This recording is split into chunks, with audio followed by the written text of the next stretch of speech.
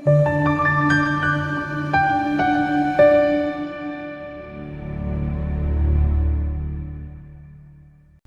into ethusa njengokuthi umuntu ephupha iphupho elibuhlungu, iphupho eliyindida. Baningi abantu ababhekana namaphupho lawa.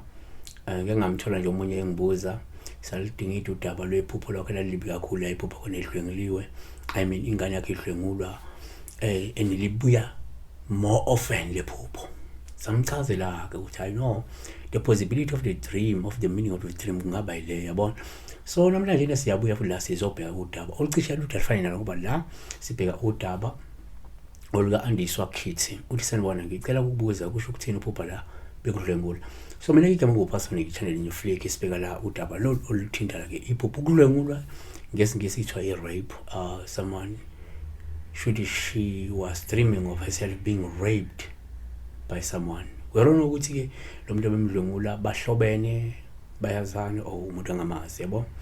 But ngicathi kuzoba simile, either uyamazi or awumazi umuntu, because biblically sex is considered as something as that is sacred, ekungcolisa futhi. Nangokwesintu isex iyakungcolisa, isara uyayenza physically usuku usungcolile kufanele usihlambulule. NangokwesiBhayibheli vele sex iyakungcolisa. So uma usudlwengula ke asenze kanjani.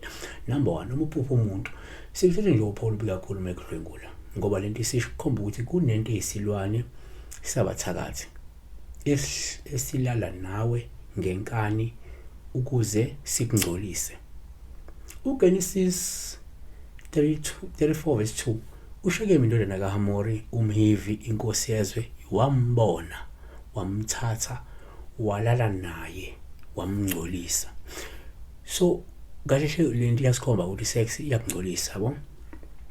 2, uma uphupha umuntu kuPaul ubumekudlwengula lukhomba ukuthi kunesilwane sabathakathi esizenza umuntu omaziyo esikulala ngodli makukuthi kade udlwengulwa umuntu omaziyo.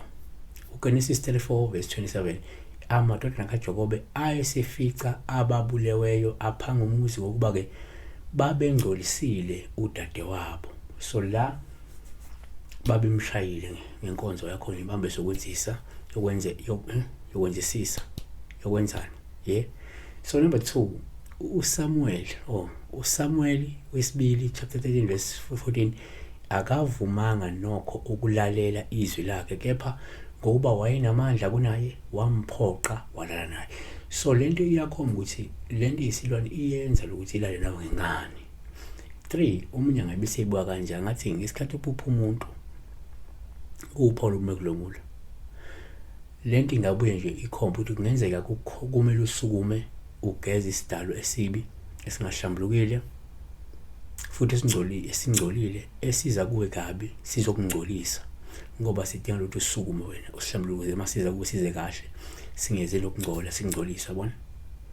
uGenesis 34 verse 13 amadodana kaJakobe abaphendula uShekemi noHamori uyise ngobuqili, akhuluma ngokubona ngokuba ebemngcolisile uDina udade wabo. So la siyazi ukuthi la kukhulunywa ngayo le engagement of sexual intercourse yayenzekile la. So isex ngiyazi ukuthi iyakungcolisa. So whenever you see yourself doing sex ebusheni uyangcoliswa ufaka into esechithwa, yabona.